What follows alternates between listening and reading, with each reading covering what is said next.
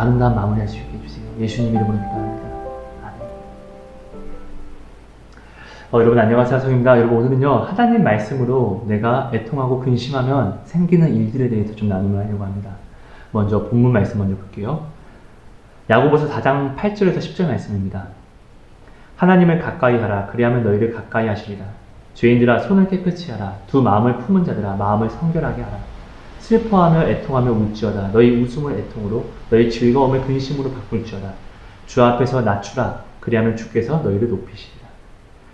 주신 말씀을 좀 요약을 하면은 하나님을 8절 하나님을 가까이 하는 방법은 내가 두 손을 깨끗이 하는 거. 그러니까 죄를 짓지 않고 만약 죄를 지었으면 회개를 해야 되겠죠. 그리고 두 마음을 품은 자들아 마음을 성결하게 하라. 두 마음은 뭐죠? 하나님과 세상을 겸하여 섬길 수 없어요.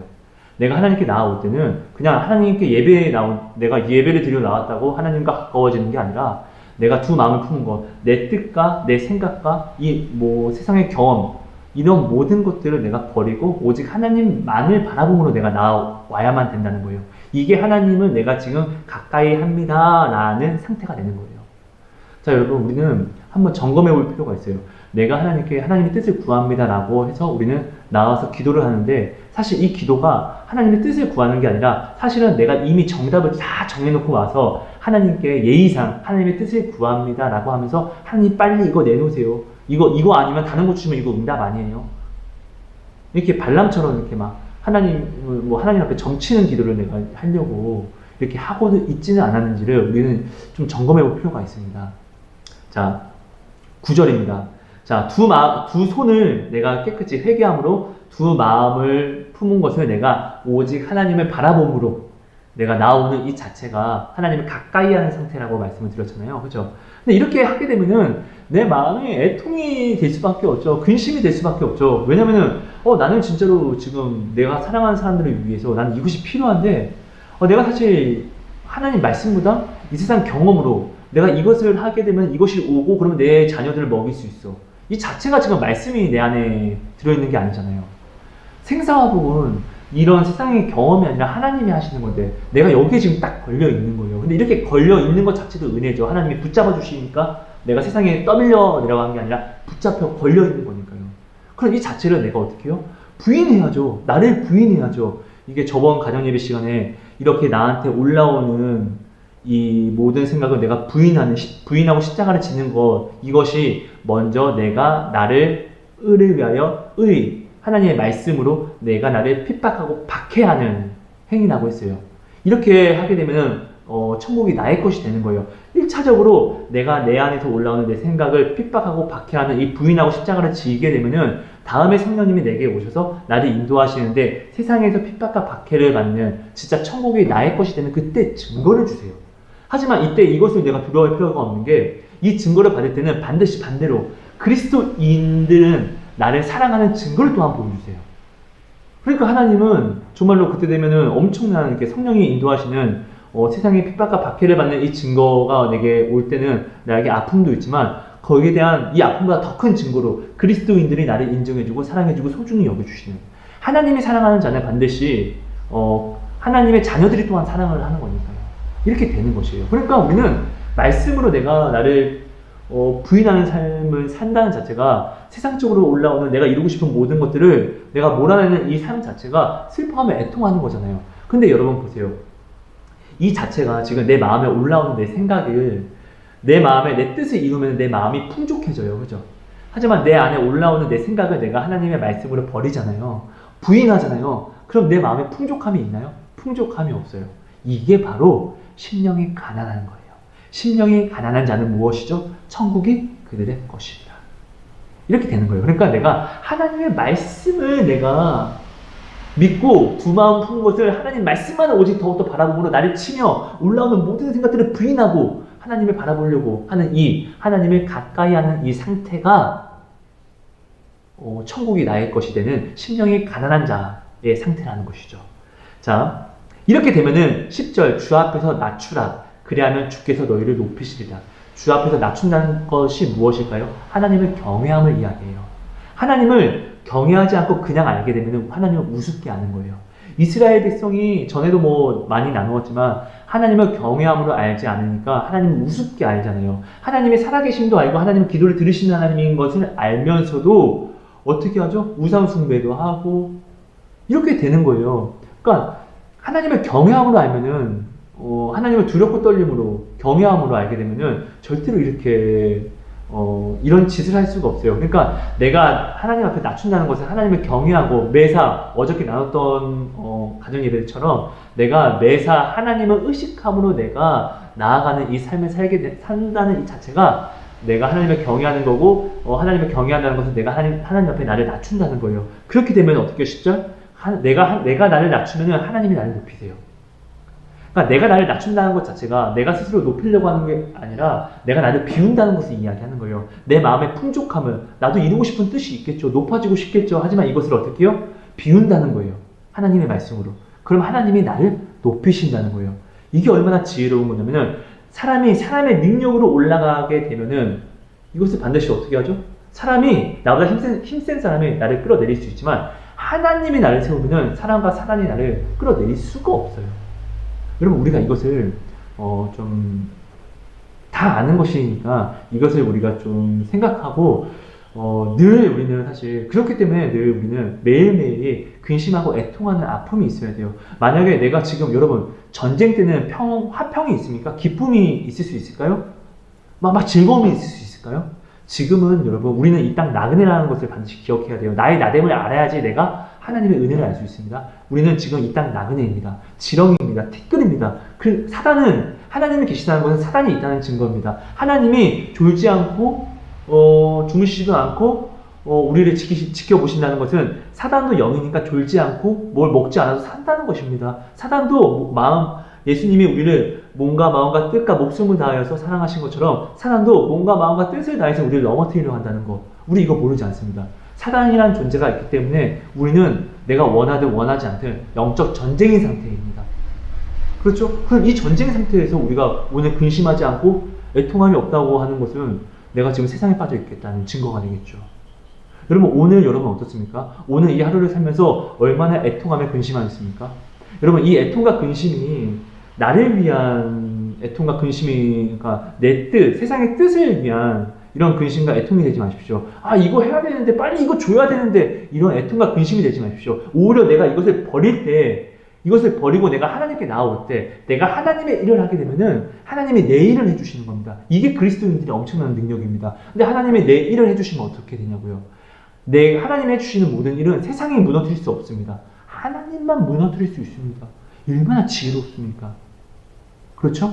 그러니까 여러분 우리가 항상 무슨 일을 하든지 우리는 늘상 마음에 근심하고 애통해야 됩니다. 내가 지금 만약에 오늘 애통과 근심함이 만약에 없으면은 나는 지금 굉장히 사실 좀 나를 진짜로 심각하게 돌아볼 필요가 있는 삶을 지금 정말 살고 있다는 증거가 되겠고, 근데 내가 오늘 애통과 근심을 하는데 이것이 내가 하나님의 말씀이 아닌 세상을 바라봄으로 애통과 근심하는 것이라고 하면은 나는 지금 하나님을 알지만 경외하지 않는, 우습게 아는 증거를 내가 또한 지금 가지고 있다는 증거가 됩니다. 그러니까 여러분 오늘 마무리는 우리가 이 부분을 가지고 우리가 한번 좀 잘 정말 생각해 본 다음에 내가 오늘 하나님 앞에서 애통하고 근심을 했는지, 아니면 하나님 말씀을 버리고 세상 속에서 내가 애통과 근심을 했는지.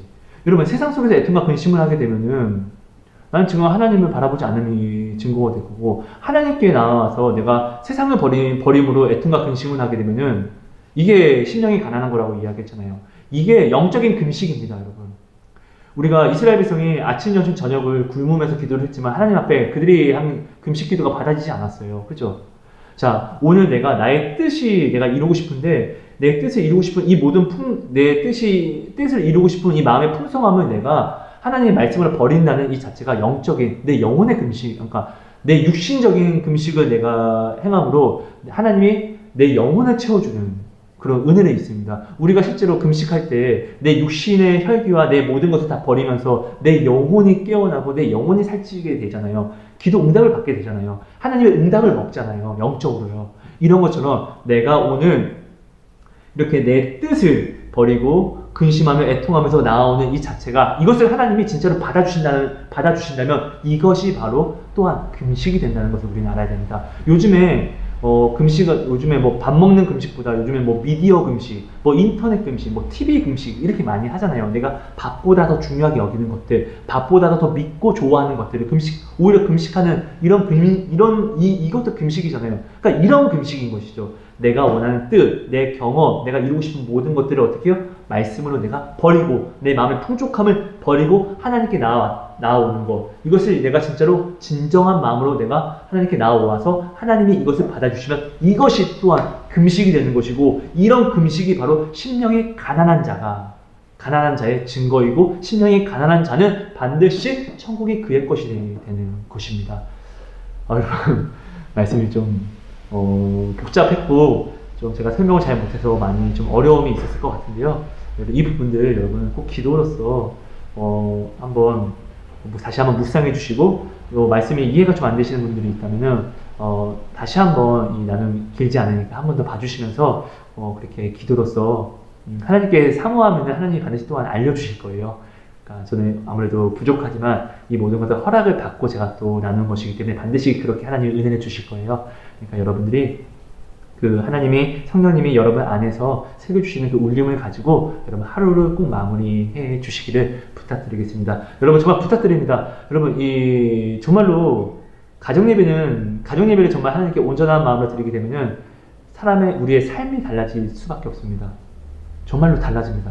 여러분 꼭 이렇게 지금 말씀을 듣고 말씀을 또한 묵상하면서 1시간을 꼭 제발 기도해 주세요. 정말로 여러분, 제가 이렇게 하나님 만났어요. 저 진짜 하나님을 정말 믿지 않았거든요. 저 이렇게 진짜로 하나님 만났어요.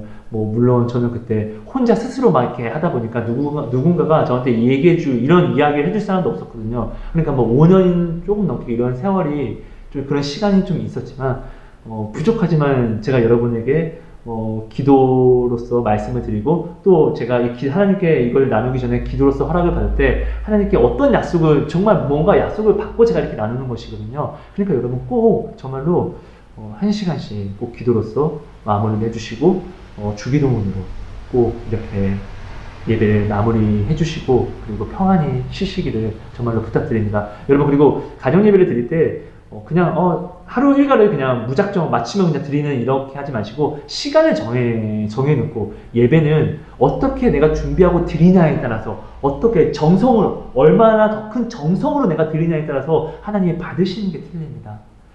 1달란트와 2달란트와 3달란트를 받은 자들은 그들이 늘 하나님 앞에 나아오는 모습이, 하나님이 그들을 똑같이 사랑했지만 그들이 하나님께 나아오는 모습은 다 틀렸다는 것이죠. 여러분, 우리가 모르지 않죠? 여러분, 이것들 꼭 생각하신 다음에 꼭 이제 예를 들면 예배를 하기 전에는 말씀 이렇게 듣고 기도하기 전에 찬송을 부르고 기도를 하고 주기도문을 한다든지, 아니면 사도신경을 하고 찬송을 하고 또 기도를 한다든지, 이거는 내가 하나님께 어떠한 형식이 있는 건 아니에요. 진짜로 어떻게 하든 내가 하나님을 경외함으로 온전히 바라볼 수 있는 나만의 예배의 순서를 만들어주세요. 가정 예배는 진짜로 나를 변화시키는 엄청난 은혜입니다. 사실 모든 사람들이 하나님을 가까이 나아가는 것은 주일 예배로서 온전한 말씀을 내가 받고, 그리고 이 말씀을 받은 상태에서 이 말씀을 근거하여서 내가 집에서 가정 예배를 드림으로 하나님과 가까이 하는 거예요. 주일 예배를 공적 예배라고 하면은, 가정 예배는 하나님과 나와의 둘만의 사적인 그런 만남이거든요.